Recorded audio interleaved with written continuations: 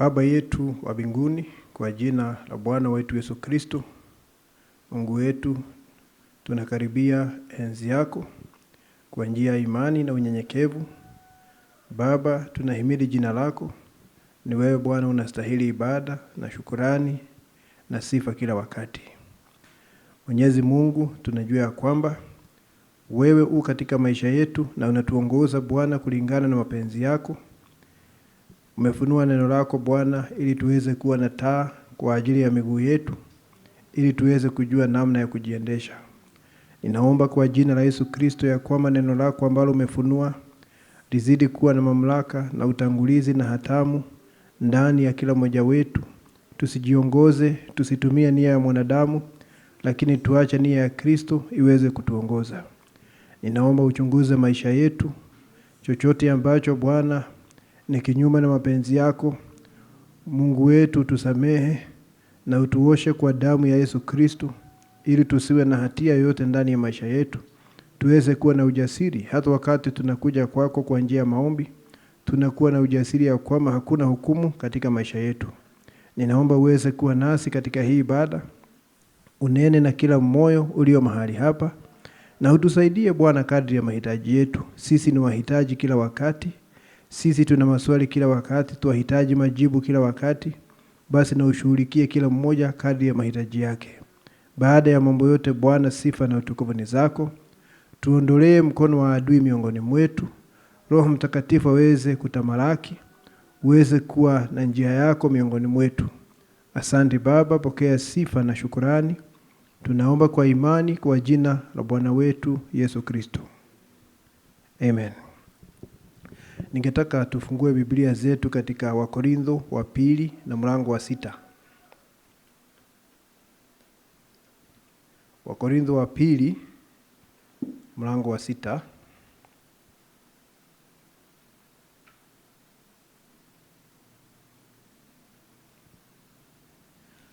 Tusome kutoka mstari wa 14 mpaka mstari wa 18.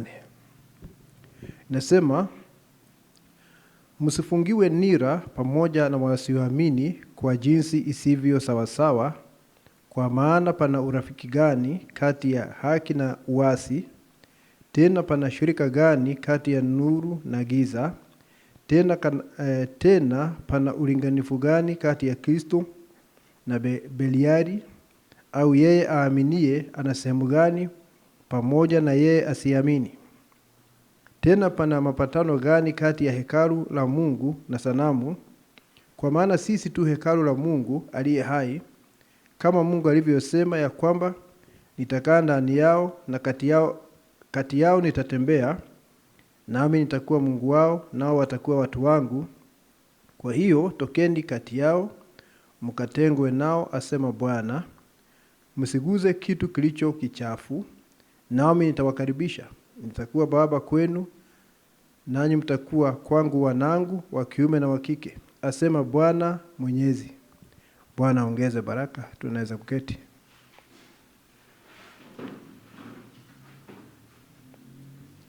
Baada ya kusoma maandiko hayo, ningetaka kuongea juu ya familia ya kiungu ya wateule. Familia ya kiungu ya wateule. Tumeona maandiko yakisema tokeni miongoni mwao. Maandiko yanasema nitakuwa baba kwenu. Kwa hivyo hapa unaona kwanza kuna baba. Ikiwa tunaongea juu ya familia, tunaona kuna baba ambaye ni kiongozi wa familia. Na Biblia inasema ya kwamba mtakuwa wana wangu na binti zangu.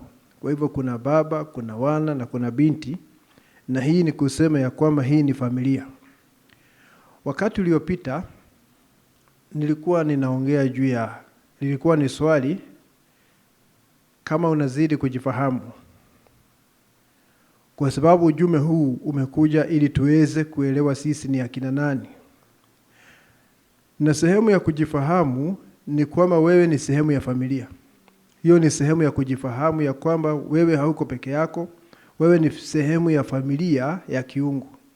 Hiyo ni sehemu ya kufahamu wewe ni nani, unafahamu familia yenu, urithi wenu, ukoo wenu, mambo hayo yote. Kwa hiyo Mungu ni baba na Mungu ana familia yake, kuna wana wake, kuna binti zake. Na hapa katika maandiko tunaona ya kwamba anasema ya kwamba tukaweze kutenganishwa. Hayo maandiko tumesoma katika Wakorintho hasa ni ya maana sana katika kizazi chetu. Kwa sababu kizazi hiki Mungu anasema tutoke katika mfumo wote wa madhehebu. Madhehebu yako chini ya laana. Madhehebu yako chini ya hukumu ya Mungu, na ndio sababu anasema tutoke miongoni mwao. Hata ukisoma Ufunuo 18, Ufunuo 18 inasema tokeni miongoni mwao, ama tokeni katika yule mwanamke, kanisa la ulimwengu, msije mkapata mapigo yake. Msije mkapata mapigo yake. Kwa hiyo andiko hilo lina maana sana kwetu sisi ambao tunaishi wakati huu, kwa sababu ni ujumbe wa kuitwa na tutoke. Tuweze kutoka katika madhehebu, si tuingie katika dhehebu lingine la kisasa, lakini tuweze kuungana na Yesu Kristo. Ndio sababu nabii anakuja na ujumbe ambao unaitwa wakati wa kuungana na ishara ya kuungana. Ni wakati wa kuungana na Kristo aliyefunuliwa. Ndio sababu naona kichwa kimetokea hapa, hili wingu linakuja kama kichwa, kwa sababu mwili ni kanisa na mwili uko duniani.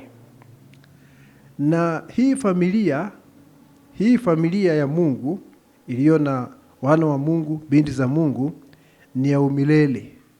Sio jambo la muda kama familia za hapa duniani, lakini hii ni ya umilele. Na jambo la kwanza, wakati tuliletwa katika haya maisha ili Mungu aweze kuonesha ukombozi.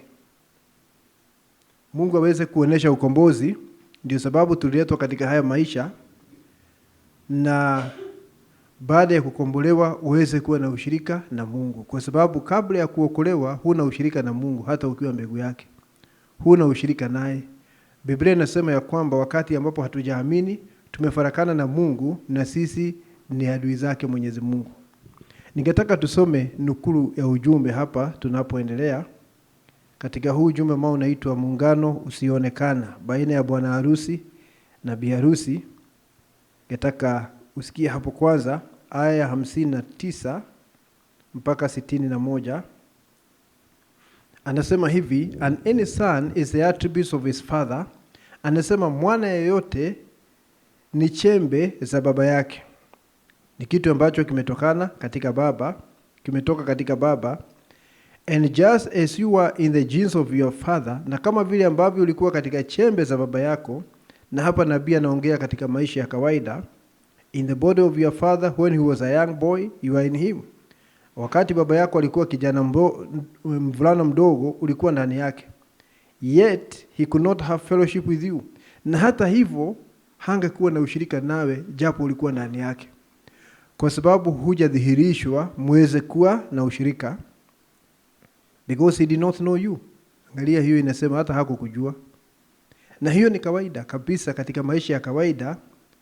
Mtu hawezi kujua yule mtoto atapata atakuwa ni mtoto wa aina gani. You understand that? Wewe unatazamia, you are also under expectation. Ungetaka kuona huyu atakuwa ni mtoto wa aina gani na huyu atakuwa ni nani. You are under expectation, you know. Lakini Mungu anajua mambo yote. Sio limited kama baba wa hapa duniani. Lakini wakati tunaoneshwa maisha ya baba wa hapa duniani, Mungu anakuonesha haya uweze kuwa na kielelezo. So that you could have an example. See? He could not have fellowship with you because he did not know you. Asingeweza kuwa na ushirika nawe maana hakukujua. But then through the bedding grounds of a mother, lakini kupitia tumbo la mama, kwa sababu mbegu inatoka kwa mwanaume inaingia kwa mwanamke ili mtoto azaliwe. Through the bedding grounds of a mother, you are brought forth into the earth and became in the image of your father, then he could fellowship with you. Basi ukadhihirishwa kupitia mama, uje hapa ili baba yako aweze kuwa na ushirika nawe. Naona? Wakati unaona mtu amebeba mtoto wake mdogo anaenda wakicheza hivi, wakati mmoja haingewezekana. Kwa sababu yule mtoto alikuwa ni chembe katika huyu mtu. Lakini sasa ameelezwa, amedhihirishwa waweze kuwa na ushirika. And so were you sons of God and daughters of God before there was even a moon, star or molecule.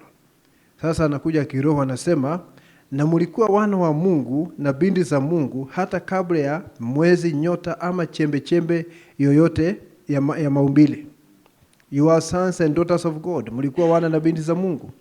For you are only the physical manifestation of the attributes that was in God at the beginning. Nyinyi madhihirisho ya sifa ambazo zilikuwa katika Mungu kule mwanzo. Na hiyo ndiyo tu njia ya kuwa na uzima wa milele, ni uwe ulikuwa ndani yake. Hata ukipenda mtu namna gani na hakuwa ndani, huwezi kumwambia muingie na yeye. Hamwezi kuingia na yeye hata ukimpenda namna gani, kwa sababu hii ni wenyewe wanarudi nyumbani. Ni ile familia inarudi nyumbani.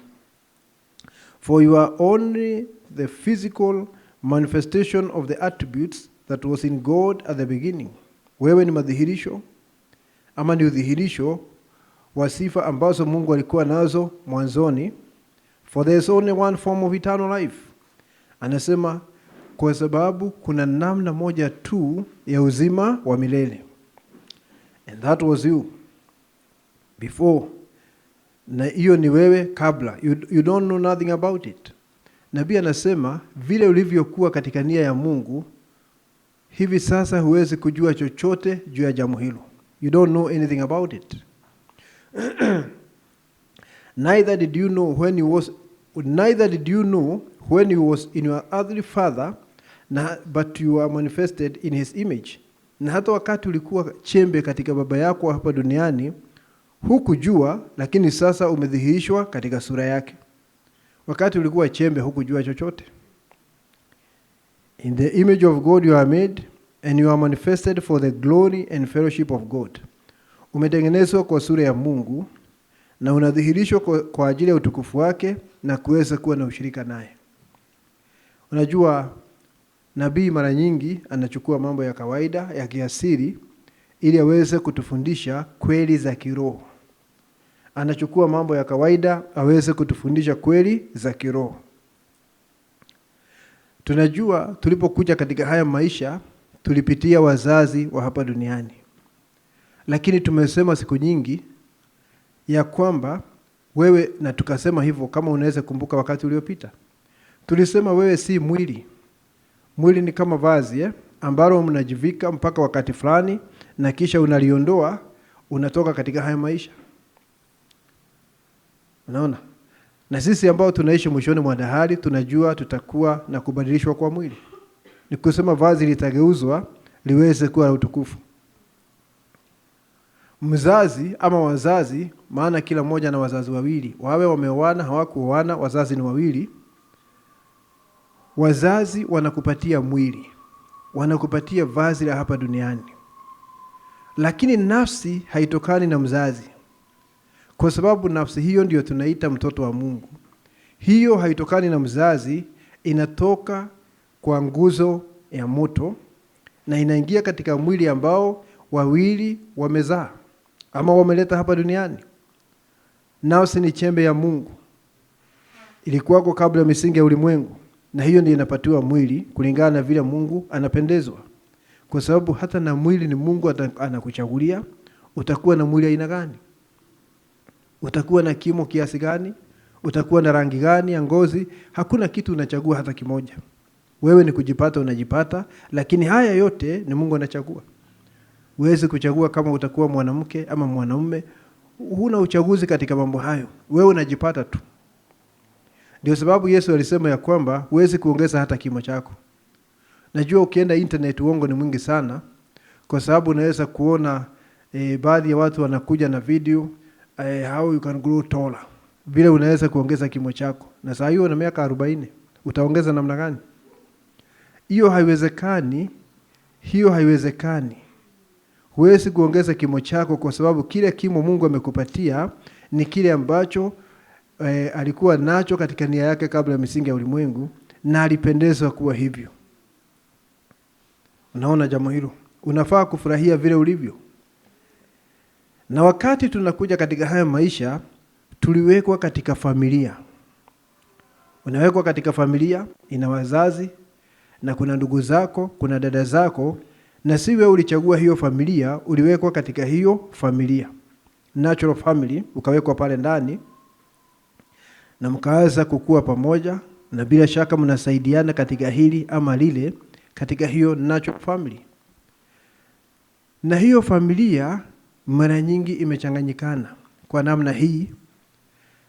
Ikiwa wewe ni mteule, katika hiyo familia kunaweza kuwa na wateule wengine. Kwa hivyo nyinyi si tu familia ya kawaida, mkiwa hapo pia nyinyi ni familia ya kiroho.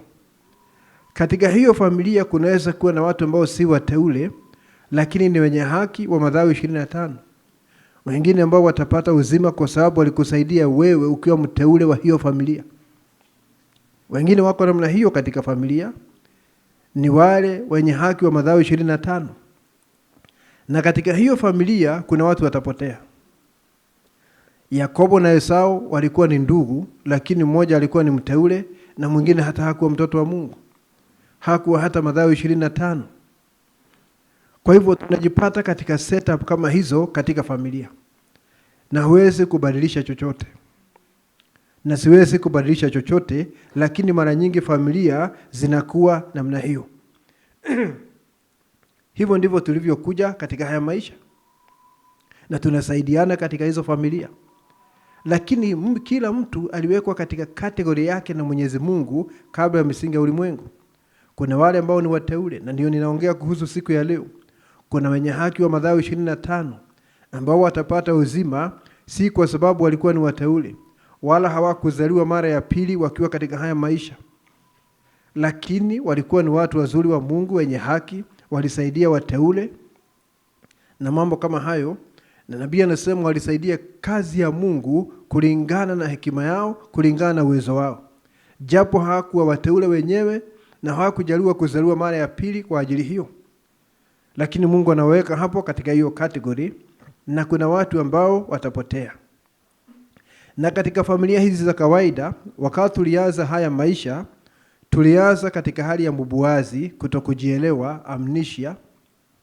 Kwa sababu namna tuliozaliwa kwayo ilikuwa ni njia potovu. Ilikuwa ni njia potovu. Hakuna mtu alizaliwa kama Yesu Kristo kwa neno kunenwa. Tulizaliwa kwa msisimuko wa mwili. Na shetani ndiye alileta hiyo mbinu akiwa ndani ya mnyama. Na hiyo mbinu ikaletwa, ikaingia katika wanadamu. Sasa wale wote wanazaliwa namna hiyo, wanazaliwa kama wamekufa kiroho. Ndio sababu unasikia nabii anasema unazaliwa kama umeshindwa. You are born defeated. Unazaliwa kama umeshindwa. Na ndio sababu alimwambia Nikodemo, ambaye alikuwa ni kiongozi miongoni mwa Mafarisayo, ya kwamba unahitaji kuzaliwa mara nyingine ili uweze kuona, kuelewa, kuingia ufalme wa Mungu. Tunahitaji kuzaliwa tena. Na shida ya mwanadamu iko ndani yake. Haiko ndani ya wale watu wengine, iko ndani yake. Kwa sababu ya ile nature ambayo alizaliwa nayo, ama asili ambayo alizaliwa nayo, hiyo ndio inahitaji kuondolewa ili Kristo achukue nafasi hiyo. Ndio sababu nasikia nabii anasema ya kwamba asili hiyo ya ulimwengu ambayo ulijipata nayo kwa sababu ya kuzaliwa kwa njia ya msisimuko wa mwili, anasema asili hiyo ilikuwa ni mume wako wa kwanza, na unajua mume ndiye anatawala mke. Ni kusema hiyo asili ndio inakutawala katika hali yako ya kwanza. Na ndio sababu nabii anasema asili hiyo lazima iangamizwe kwanza, ili sasa uweze kuwa na mume mwingine ambaye anaitwa Kristo kwa namna ya Roho Mtakatifu. Na huwezi kuwa na wale wawili wakati mmoja. Lazima mmoja aweze kuondolewa. Ndio sababu unaona mtu kama Daudi asingeoa Abigail wakati ambapo Nabal alikuwa hai, ama aoe Bathsheba wakati Uria alikuwa hai. Lazima wale waume wangekufa ili aweze kuoa hao wake. Na hivyo ndivyo ilivyo kiroho. Lazima mume wa kwanza, asili ya ulimwengu, iweze kufa ili uweze kuolewa na Kristo, asili nyingine, mume wa pili. Na huyo ndiye alikuwa mume wako yule halisi kabla ya misingi ya ulimwengu. Lakini ulipoingia katika haya maisha, mtu mwingine hapo akaja hapo akachukua hiyo nafasi, na akaanza kudai wewe ni mali yake. Ndio sababu Mungu anakuja na ukombozi ili aweze kukusaidia, aweze kukuondolea asili ya kwanza, uweze kuwa na asili nyingine, uweze kuwa na mume mwingine Kristo, na uweze kuleta mazao ya Kristo. Maana kabla Kristo kuingia, Ukiwa chini ya mume wa kwanza, unaleta mazao ya mume wa kwanza. Ukiona watu wakiwa na chuki na fitina na wivu na kutokuamini, ni mazao ya yule mume wa kwanza. Nabii anasema hivyo katika ujumbe makao ya baadaye. Na anasema wakati unatakaswa kwa ubatizo wa moto, na hiyo asili ya ulimwengu inaondolewa, na Kristo anaingia ndani, na nabii alichora pale kwenye board akaonesha Roho Mtakatifu kama hua ama njiwa. Anasema huyu anaanza kuleta matunda ya haki. Unaanza kuleta matunda kwa ajili ya mume wa pili. Ndio maana Yesu anasema katika Yohana 15, hamkunichagua, niliwachagua na nikawachagua muweze kuwa na mazao kwa wingi na yaweze kudumu. Kwa hivyo wakati unaungana na mume wa pili, unaleta mazao. Nabii anasema sisi ni matawi na yeye ni mzabibu. Anasema si mzabibu unazaa matunda, matunda yanazaliwa na matawi ya ule mzabibu. Kile ambacho mzabibu unafanya ni kumwaga uhai wake kwenye matawi ili yaweze kuleta matunda ya mzabibu. Anaenda mahali pengine katika ujumbe ambao unaitwa Amini kutoka moyoni. Anasema wakati aliongozwa na Roho Mtakatifu, ndugu Branham, na akanenea yule samaki ambaye alikuwa amesambaratika na amekufa na amesambaratika sehemu za mwili, na akarejeshwa pamoja akawa hai. Anasema wakati jambo hilo lilifanyika, anasema ulikuwa ni mzabibu ukitia nguvu katika tawi. Kwa sababu anasema hayo si mawazo yake. Mungu alishuka kwa njia kuu, akamvuvia kwa njia kuu, akasema kuna mnyama atafufuliwa. Na baada ya dakika 30 akaambiwa nenea huyu samaki. Anasema ni ule mzabibu umeshuka pale, unatia nguvu katika tawi ili tawi liweze kuonesha matendo ya ule mzabibu. Na hivyo ndivyo ilivyo nasi, ya kwamba sisi ni matawi na Kristo ni mzabibu, na anamimina uhai wake ndani yetu tuweze kuonesha mazao yake. Ndio sababu Kristo siku ya leo anataka mamlaka, kile anasema kwa Kiingereza preeminences. Anataka mamlaka ndani ya kila mmoja wetu ili aweze kuonesha mazao yake. Mara nyingi waamini wanauliza, okay, tumeahidiwa mambo mpaka ya kuumba hapa, tunaweza kuumba kindi na wale mambo mengine, kwa nini sioni mambo hayo? Kwa sababu Kristo hajapata mamlaka ndani yako.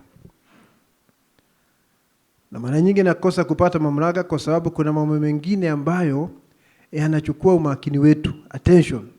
Tunaelekeza umakini wetu mahali pengine, na Kristo anataka aweze kuwa na mamlaka. Ndio sababu nabii alihubiri ujumbe ambao unaitwa mlango katika milango, ama milango katika mlango, doors in door, jambo kama hilo, sijui kama nimeweka vizuri. Akasema ukiingia kwa nyumba kuna ule mlango main,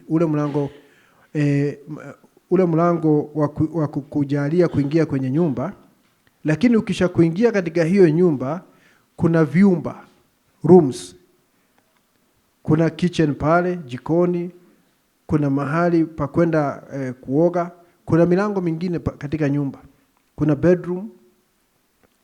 Anasema mara nyingi watu wanafungua ule mlango main, wanasema wangetaka Yesu Kristo awaokoe, aweze kuwa mwokozi wa maisha yao, lakini ile milango mingine wanafungia Yesu Kristo. Hawataki Yesu Kristo aweze kuwa Bwana wa maisha yao, lakini wanataka waokolewe, lakini hawataki aweze kuwa Bwana wa maisha yao. So ndio sababu unaona watu wanasalia na kiburi, watu wanasalia na kutokusamehe na kutokuamini, watu wanasalia na majivuno na kutaka sifa, kwa sababu hawaachilii Kristo aingie katika vyumba vyote ili aweze kuchukua hatamu pale, ila wanataka kuokolewa. Na hiyo ni desturi iliyo na madhehebu siku ya leo. Wangetaka Yesu Kristo awaokoe, lakini hawataki neno lake. Ndio sababu nabii Isaya akasema siku itafika wanawake 7 wanamdai mume mmoja. Madhehebu yale yote yamepitia nyakati 7 za kanisa, najua ni kama wanawake 7. Unaona? Wanadai Yesu Kristo, lakini wanasema hatutaki mavazi yako na hatutaki chakula chako, hapo tutajisort. Hivyo ndivyo wanasema. Na unajua chakula ambacho Bwana Yesu anapatia kanisa lake ni neno. Naona jambo hilo. Juzi nilikuwa naongea na mama mmoja wa Sabato. Nikaanza kumuonesha Sabato siku ya leo haina uhusiano wowote na Ukristo ama wokovu. Kasema hapana. Wakristo siku ya leo wanataka watimize amri zingine zote, lakini hiyo amri moja hawataki. Naona. Nikawa nikimuonesha hayo yalikuwa ni kivuli cha mambo yajayo. Na nikamuonesha vile Paulo anasema. Kasema hapo sikubaliani naye. Nikasema mimi nashangaa ya kwamba wewe unaweza kusema hukubaliani na mtu aliyeandika sehemu ya Biblia. Na wewe na mimi hatujaandika Biblia popote. Unatoa mamlaka wapi? Unaona, hivyo ndivyo madhehebu alivyo siku ya leo. Wanasema tunataka Yesu na tunataka awe kiongozi wa maisha yetu, awe mkombozi wa maisha yetu, lakini neno lake hapo tutajipanga, hatutaki neno lake. Na hatutaki mavazi yake. Unajua mavazi pia ni neno. Hapo tutajitafutia matambara na nguo zetu, hatutaki mavazi yake. Madhehebu wako hivyo siku ya leo. Unaona, lakini bi harusi ni kama Esther ambaye alisema mimi sijui nichague nini, kinyume na wale wasichana wengine ambao wanachagulia. Kitaka manicure wanapewa, pedicure chochote ambacho wanataka wanapewa. Mimi sijui nichague nini, ninaomba wewe ujuae nia ya mfalme unichagulie. Bi harusi yuko hivyo siku ya leo. Hachagui yale ambayo anataka mwenyewe, anataka nia ya Kristo ifanye kazi katika maisha yake. Na hata waaminio kuna wengi wanapinga ujumbe wa nabii. Na ni waaminio wako ndani ya kanisa, lakini wanapinga ujumbe wa nabii wakiwa ndani. Akielezwa kitu ambacho ujumbe unasema na ni wazi na ni moja kwa moja, anaanza kuleta hoja, reasoning. Unaona mtu anaanza kuleta, anasema mimi mtazamo wangu hauko hivyo, tafsiri yangu haiko, na hilo halihitaji tafsiri, ni moja kwa moja. Ni mtu ambaye anapinga ujumbe akiwa pale ndani. Na mtu wa kupinga ujumbe hawezi kusaidika. Hawezi kusaidika hata kidogo. Bi harusi hana ubishi na neno, ni kama Mariamu ambaye wakati aliambiwa kwamba atazaa mtoto pasina kujua mwanaume, alisema na itendeke kwangu kulingana na neno lako. Hakutaka kubisha ama kuhoji itakuwa namna gani. Kama ni Mungu amesema, anajua namna ya kutimiza. Na hivyo ndivyo ilivyo siku ya leo. Brother, sister, mahali tumefika si mahali pa kuhoji mambo ya neno kama ni sahihi ama si sahihi. Kufikia wakati huu kila muamini anafaa kujua, hasa mtu ambaye amekuwa katika ujumbe kwa miaka, anafaa kujua kwamba kazi yetu ni kuamini kila chembe ya neno na kuja chini ya mamlaka ya neno, lakini sio kuhoji neno la Bwana. Unaona jambo hilo? Na ndio sababu waamini wanakosa imani. Kwa sababu ukianza kuweka shaka na kuhoji neno, unalemaza imani yako. Na ukilemaza imani huwezi kuwa na maisha ya ushindi. Na huwezi hata kupata maombi yako yakijibiwa, kwa sababu imani yako imelemazwa. Na ni mara nyingi shetani anakuja ananong'onezea waaminio ili waanze kutia shaka katika neno. Na mara nyingi hawatambui na shetani anafanya hivyo. It is a hiss of the serpent. Ni shetani.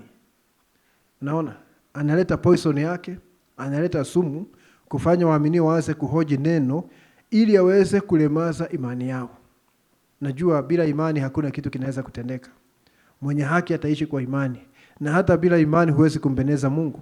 Na imani inatokana na neno la Mungu katika kila kizazi. Tuelewe jambo hilo. Kwa hiyo tukiongea juu ya hii familia, Mungu anakuja na kuamsha.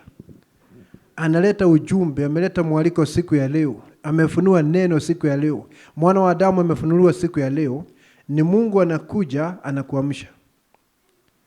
Naanza kuamka utoke katika amnesia, kutokujielewa pale. Wakati ulizaliwa hapa duniani, tulikuta watu wa koo zetu, familia zetu wakifuata itikadi hizi ama zile, na tukaanza kufuata kama kondoo kwenda kuchinjwa bila kuswali, kwa sababu hatukujua vema. Sasa si unaona Christmas inakuja, na inapokuja watu wote wanasherehekea kwa sababu ni kuzaliwa kwa mwana wa Mungu. Ingawa Biblia hakuna mahali inaonesha jambo kama hilo. Na wangetaka uswali jambo hilo kwa sababu linaonekana ni takatifu sana na ni jambo la kishetani. Unaona? Ati kuna mtu anakuja usiku anaitwa Santa Claus, anatembelea watoto. Najua hii ni biashara. This is commercial. Hii ni biashara. Na huyu ni shetani na ni ibada ya Mungu wajua. Lakini watu hawataki uswali jambo hilo kwa sababu linasemekana kuwa ni takatifu sana. Hakuna kitu kitakatifu kama msingi wake sio maandiko. Itakuwa takatifu namna gani kama msingi si maandiko? Na tulipata mambo hayo. Tunashukuru Mungu kwa sababu ya ujumbe. Kama si ujumbe tungekuwa watumwa. Tunafuata hii, tunafungwa pale, tunafungwa na mila hii, tunafungwa na utamaduni huu, lakini kwa sababu ya ujumbe huu sisi tunakuwa huru. Na tunashukuru Mungu kwa sababu ya ujumbe. Unatuweka huru kutokana na itikadi ya kila aina. Wakati unaamshwa, unatambua ya kwamba hauko tu katika familia ya kawaida, uko pia katika familia ya kiroho. Unaona? Uko katika familia ya kiroho, na hii familia kuna watoto wengine wa Mungu, kuna wana wengine wa Mungu, kuna binti wengine wa Mungu katika hii familia. Na unatambua kama vile ambavyo mmekuwa katika familia yenu ya kawaida. Unajua katika familia yenu ya kawaida, si kusema mnafanana nyote kwa tabia. Sio kusema mnafanana. Kuna wale katika familia yenu wanaongea sana, hawanyamazi. Na si kusema ni watu wabaya, ni asili yao tu. Kuna mwingine hataki kuongea sana. Hata mkiongea hapo yeye ananyamaza. Unaona kama anapima watu. Lakini ni asili yake. Unaona? Kwa sababu Mungu ni Mungu wa nini? Wa variety. Unaona? Mungu ana maumbile tofauti na kila mtu ana nature yake. Nafikiri tunaona hayo. Wengine wanafanya kazi haraka sana kama mashini. Kimpatia kazi haraka sana anafanya. Mwingine hana hiyo spidi, anafanya pole lakini ataleta matokeo. Kwa sababu ni Mungu wa variety. Ukija katika hii familia ya kiroho, ndivyo ilivyo. Ndivyo ilivyo. Si kusema tunafanana. Hata hilo lingekuwa la kuchosha sana. Ati tufanane kwa tabia zote. Lakini Mungu ni Mungu wa variety. Ndio samani anasema mtu kama Paulo alikuwa anatulia pale na anaona mambo mengi sana katika ulimwengu wa kiroho. Naona kwa sababu alikuwa ni nabii. Anasema Petro alikuwa ni mtume lakini mhubiri moto fiery. Anasema Andrea pia ni mtume lakini haendi pale kuhubiri. Mara nyingi yuko kwenye magoti akiombea yule ambaye anaenda kuhubiri. Kwa sababu Mungu ni Mungu wa variety. Na hiyo ni familia na lazima tukubali hivyo.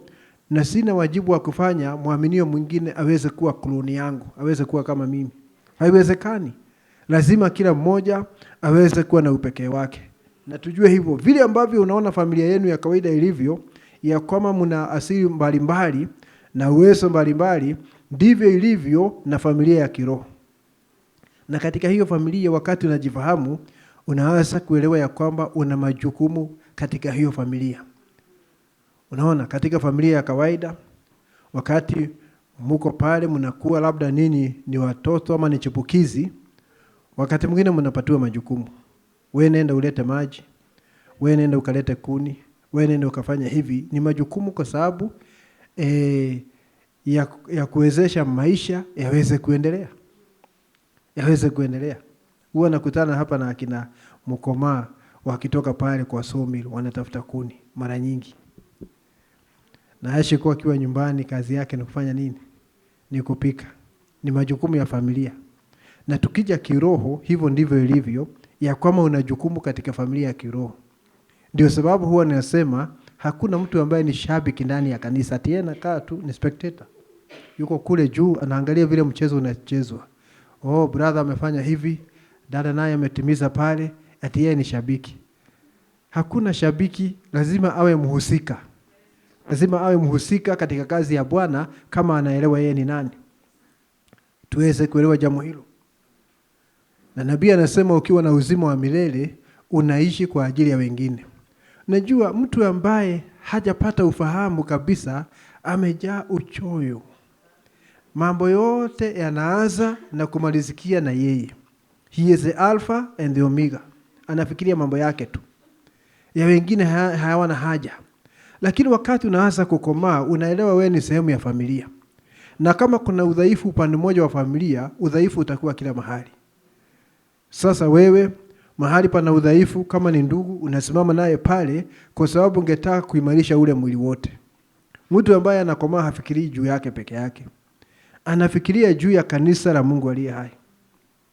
Ndio sababu unaona kwa mfano wakati Sauli waliuawa kule Gilboa, na huyu mtu alikuwa anamtesa Daudi, anamkimbiza kila mahali.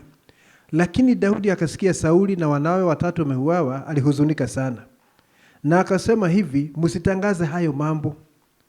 Itakuwa ni aibu sana Wafilisti huko Ashdod na kule kwingine wakisikia kile kimefanyika.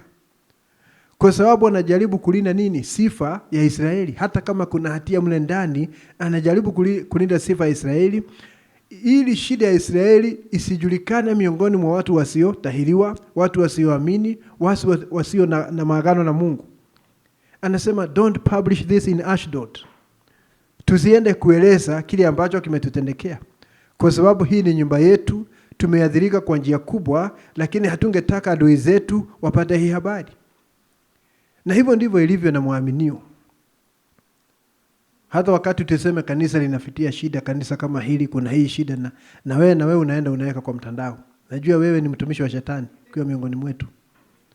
Unaenda unaweka kwa mtandao, kuna hii shida, fulani alifanya hivi, ama unaenda kujadili hili jambo na watu. Ni kusema ya kwamba hujui wewe ni nani. Kwa sababu ikiwa wewe ni sehemu ya kazi ya Mungu, wakati ambapo shida inatokea, unajaribu vile unaweza kuwa sehemu ya suluhisho, sio sehemu ya shida, sehemu ya suluhisho. Naona? Unajua ya kwamba unawajibu kwa sababu ya hiyo familia. Na ndio sababu nabii anasema ukiwa na uzima wa milele unaweza kuishi kwa ajili ya wengine. Tusome ujumbe hapa. Sikia hapa, tusome ujumbe. Siku hiyo pale Calvary, kabla ya wakati kwenda sana, siku hiyo pale Calvary, hapa ni aya ya 85. Now, nabii anasema hivi, the first thing I want to say is Jesus never lived for himself. His life was spent for others. Jambo la kwanza nataka kusema, Yesu hakuishi kwa ajili yake mwenyewe, yani hakuwa mchoyo. Aliishi kwa ajili ya wengine. Hiyo ndio sababu alitoa mpaka maisha yake. That's perfectly eternal life. Anasema hiyo hasa ni uzima wa milele. When you say you go to church and you do good things, that's fine. Ukienda kanisani na ufanye mema, hiyo ni sawa. But when you live your life to yourself, you haven't eternal life. Lakini wakati unaishi maisha kwa ajili yako mwenyewe, huna uzima wa milele. Najua kuna watu, wale wanaitwa narcissist. Anajiona tu na mambo yote ni yeye. Na hata kanisani tuko na watu kama hao. Wengine wamewahi kunisumbua hapa sana. Ni mambo yake tu anaona. Tuko na jambo tunafuatilia kama kanisa, lakini anakuja kuniambia vile mambo yake yamembana na ni yeye, na angetaka tuache mambo yote tushughulikie jambo lake, na labda hilo jambo si la muhimu vile. Kwa sababu haoni the greater commission ile tulio nayo. Haoni kazi kuu zaidi. Najua wachungaji wako na changamoto nyingi sana. Kusumbuliwa na watu. Naona? Na ndio sababu kama huna hiyo neema huwezi, utakimbia na uende ukalime na uende kazi zako. But when you live your life to yourself, you have eternal life. Wakati unaishi haya maisha kwa ajili yako mwenyewe, huna uzima wa milele. Anasema eternal life is living for others. Anasema uzima wa milele ni kuishi kwa ajili ya wengine. It proved it when it came in the Lamb of God. Na hiyo ilionekana wakati mwana kondoo wa Mungu alikuja. He lived and had eternal life because he did not live for himself. Aliishi na alikuwa na uzima wa milele, maana hakuishi kwa ajili yake mwenyewe. He lived for others. Aliishi kwa ajili ya wengine. And you receive eternal life by receiving that day. Na unapokea uzima wa milele kwa kuipokea siku ile. Siku ile ni Calvary. And you don't live for yourself no more, you live for others. Na huishi kutoka hapo kwa ajili yako mwenyewe, unaishi kwa ajili ya wengine. Na wakati unapoteza nafasi ya kuhudumia ndugu yako ama dada yako, umepoteza nafasi ya kuhudumia Kristo. Na hiyo inamaanisha kwamba hata wakati unatawadha miguu basi inakuwa desturi ya kanisa, si jambo lililo na maana. Maana wakati unatawadha miguu ya ndugu yako, dada yako, baada ya meza ya Bwana, unafanya hivyo kuonesha ya kwamba katika maisha ya kawaida unamtumikia, unamhudumia, unatafuta nafasi vile unaweza kuhudumia ndugu yako ama dada yako, sio kuketi ili wengine wakuhudumie. Unaona? You live for others. Unaishi kwa ajili ya wengine. Someone said, how can you stand let anybody call you such bad names? Mwingine akauliza, kwa nini unasimama hapo na unaacha watu wakuita majina kama hayo? You don't live for yourself. Nabii anasema ni kwa sababu huishi kwa ajili yako. You live for others that you might redeem that man. Unaishi kwa ajili ya wengine uone kama unaweza kukomboa huyo mtu ambaye anakutukana. You become sons. Mnakuwa wana, and the trouble of it is the church has forgot they were sons. Shida ni kwamba kanisa wamesahau wao ni wana. You are a son. You are taking Christ's place. Unachukua nafasi ya Kristo. You are son, so don't live for yourself, live for others. Na kama wewe ni mwana, huwezi kuishi kwa ajili yako tu, lazima pia uishi kwa ajili ya wengine, kwa sababu mwanzo umetambua ya kwamba wewe ni sehemu ya familia. And you are not the only child in that family. Wewe si mwana peke yako katika hiyo familia. Ina watoto wengine. So hapo huwezi kuwa ni mtu mchoyo. Lazima tujue jambo hilo. Kwa hivyo katika hiyo familia tunakuwa na ushirika, tunashirikiana. Tunakuwa na ushirika sisi kwa sisi, vile ambavyo tunakuwa na ushirika katika familia zetu za kawaida juu ya mambo ya kawaida. Tunakuwa na ushirika katika hii familia ya kiungu. Na katika hii familia tunaombeana mmoja na mwingine. Katika hii familia, ikiwa ndugu amekosea ama dada, una haki ya kumrekebisha ila kwa upole. Na mtu yeyote ambaye ni muaminio halisi akirekebishwa, hata anza kusema, hata nimeona vile umekuwa ukiniangalia, nimeona umekuwa ukinitafuta. Hiyo ni lugha ya walimwengu, kwa sababu hataki kurekebishwa. Na wewe ambao unarekebishana, usiende pale na kifua mbele ati kwa sababu yule yuko katika hatia na wewe hukupatikana katika hiyo hatia, sasa unaenda hivi ati unaenda kumrekebisha. Biblia inasema mmoja akighafiliwa katika kosa, ninyi mlio wa kiroho mrejeshe huyu, lakini kwa roho ya upole, na wakati huo huo uangalie sana usijaribiwe na jambo hilo hilo ambalo limjaribu huyu.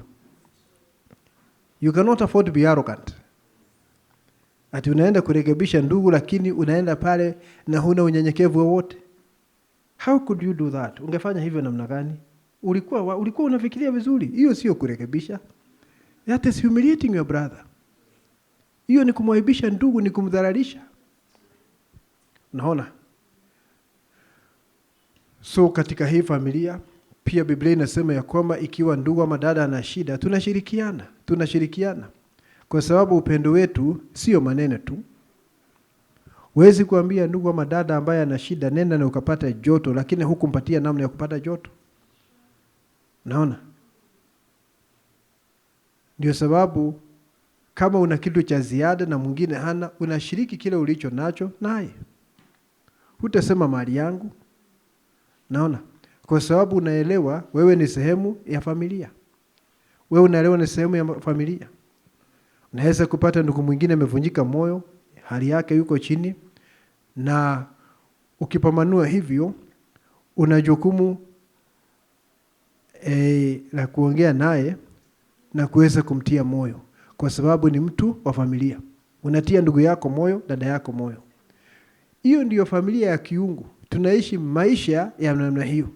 Lakini mara nyingi sana waaminio wanavunja ushirika. Kanisa kama hili migawanyiko inaingia ndani. Huyu huwa wanaambatana na yule, huyu hawaambatani na wale wako tabaka nyingine. In the church of the living God, excuse me, the devil is at work. Huyo ni shetani anafanya kazi miongoni mwa waaminio. Ni shetani anafanya kazi, na hivyo ndivyo madhehebu hayo yanaanza. Madhehebu yanaanza kutoka kwa migawanyiko iliyo miongoni mwa waaminio. Mungu asaidie kila mmoja wetu ili tuweze kudumisha umoja wa imani. Tuweze kudumisha umoja wa imani miongoni mwetu. Tunahitaji kila mmoja azaliwe mara nyingine. Roho Mtakatifu akuwezeshe kutimiza majukumu ndani ya familia ya kiroho kwa namna inayofaa, kwa sababu yeye ndiye msaidizi. Baada ya maisha haya kufika mwisho, tukienda ng'ambo ile nyingine, utaona tutakuwa brother na sister. Kati nabii alienda kwa muda mfupi ili atuambie kile ameona pale, vile Paulo alikuwa ameenda wakati wake, alikuja akatuambia wale wote walikuwa wanaitana precious brother, precious sister, ni ndugu wa dhamani, ni dada wa dhamani. Kwa sababu hii ni familia ya Mungu. Ni familia ya Mungu. Na unawajibu kwa ajili ya hiyo familia. Huwezi kukaa tu kama nyati ambaye anakaa kivyake. You are not alone buffalo. Naona uko na wajibu kwa sababu ya hii familia. Mungu na utusaidie sana. Ningetaka tufike hapo, tuweze kuwa na nafasi ya kuomba. Tuombeni. Mwenyezi Mungu wa mbinguni, kwa jina la Yesu Kristo, wewe uliyetukuka, mwenye uwezo na mwenye mamlaka Baba, tunainua jina lako tukisema unastahili. Asante kwa mwangaza mkubwa sana ulioleta siku ya leo, na unasaidia watoto wako ili waweze kujifahamu, waweze kujielewa, na kila mmoja aweze kuchukua nafasi yake katika mwili wa Yesu Kristo, katika uchumi wa Bwana. Tusaidie Baba wa mbinguni, kwa jina la Yesu Kristo. Baba, ninaomba ya kwamba kila mmoja aliye hapa umsaidie kutafakari na kuelewa ya kwamba yeye ni sehemu ya familia ya kiungu, na kuwa na ushirika na mwingine, na kuwa na wajibu na majukumu katika huu mwili. Maana hakuna mmoja ambaye ni shabiki, lakini kila mmoja afaa kuwa mhusika katika kazi ya Bwana. Basi na ufungue macho yetu ya ufahamu, tuweze kuelewa mambo hayo. Asante Mwenyezi Mungu, tusamehe dhambi na hatia na makosa. Chunguza nafsi na mawazo ya kila mmoja wetu, na uweze Bwana kuleta nia yako katika kila ndugu na kila dada. Uharibu mipango ya shetani, makusudio yake dhidi yetu, na uimarishe Bwana nia yako, uimarishe mapenzi yako makamilifu katika kila mmoja. Wale wote walio na mahitaji washughulikie, wote ambao ni wagonjwa, ninaomba ya kwamba unyoshe mkono wako ili uweze kuwaponya Bwana, afya yao ikaweza kurejea. Pokea sifa na shukrani, tunaomba kwa imani, na ni kwa jina la Bwana wetu Yesu Kristo. Amen.